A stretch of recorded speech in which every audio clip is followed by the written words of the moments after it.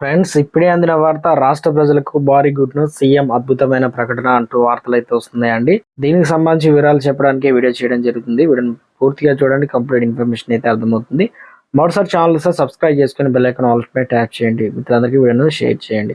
Like చేయడం మాత్రం మర్చిపోకుండా. చాలా మంది వీడియో చూస్తున్నారు, సబ్స్క్రైబ్ చేసుకోవడం లేదండి. దయచేసి ఛానల్ సబ్స్క్రైబ్ చేసుకోండి. ఫ్రెండ్స్, వివరాలకు వచ్చినట్లయితే రిపబ్లిక్ డే నుంచి 2,500 రూపాయలు మహాలక్ష్మి పథకం రెండో హామీపై సర్కారు కసరత్తు. రేషన్ కార్డు లేని వారికి దరఖాస్తులను పరిశీలించి ఎంపిక. లబ్ధిదారుల తుది జాబితా తర్వాత బ్యాంక్ అకౌంట్లో వివరాల స్వీకరణ.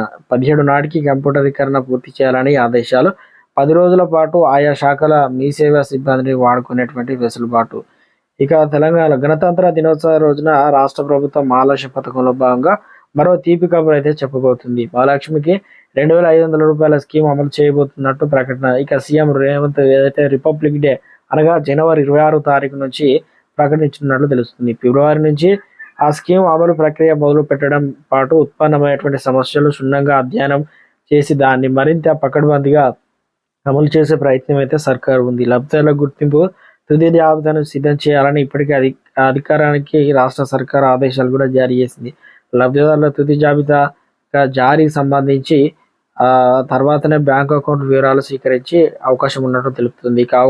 రేషన్ కార్డు లేకుండా దరఖాస్తు చేసుకున్న వారికి అర్హులు ఎవరు దాన్ని గుర్తించి ప్రక్రియను ఈ నెల 17 తర్వాత మొదలుపెట్టినది. ఇక ప్రజాపాలన దరఖాస్తు స్వీకరణ సంబంధించి పూర్తిగా శనివారంతో పూర్తి కానుందన్నమాట. అనగా ఈ నెల 6తో ముగిటుంది.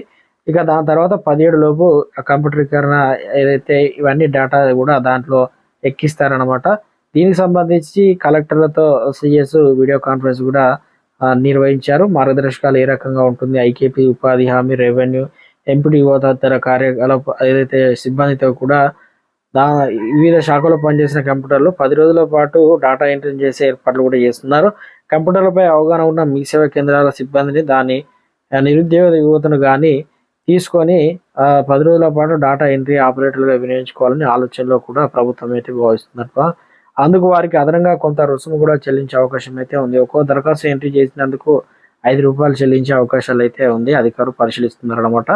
సో ఈ నెల 17 నాటికి దరఖాస్తును కంప్యూటరీకరణ చేయాలని స్పష్టమైన ఆదేశాలు కూడా జారీ. రాష్ట్ర వ్యాప్తంగా ఇప్పటికే అప్లికేషన్ చేసుకున్న వారు, ఇక ఇప్పుడు అప్లికేషన్ చేసుకోబోయే వారు కూడా జనవరి 26 తారీఖు ఏదైతే జనవందన పండుగ ఉందో అప్పటి నుంచి ఈ పథకాన్ని ప్రారంభించి దీనికి సంబంధించి బ్యాంక్ అకౌంట్ కూడా త్వరలోనే అడుగుతారన్నమాట.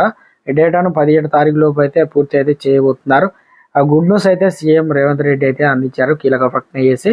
సో మొత్తానికి తెలంగాణ రాష్ట్ర వ్యాప్తంగా రాష్ట్ర ప్రభుత్వం నుంచి ఎటువంటి ప్రభుత్వ పథకాలకు సంబంధించిన సమాచారం వచ్చినా వెంటనే వీడియో రూపంలో అందిస్తాం. ఇలాంటి లేటెస్ట్ అప్డేట్స్ కూడా ముందుగా తెలుసుకోవాలంటే మన ఛానల్ సబ్స్క్రైబ్ చేసుకోండి. Thanks for watching.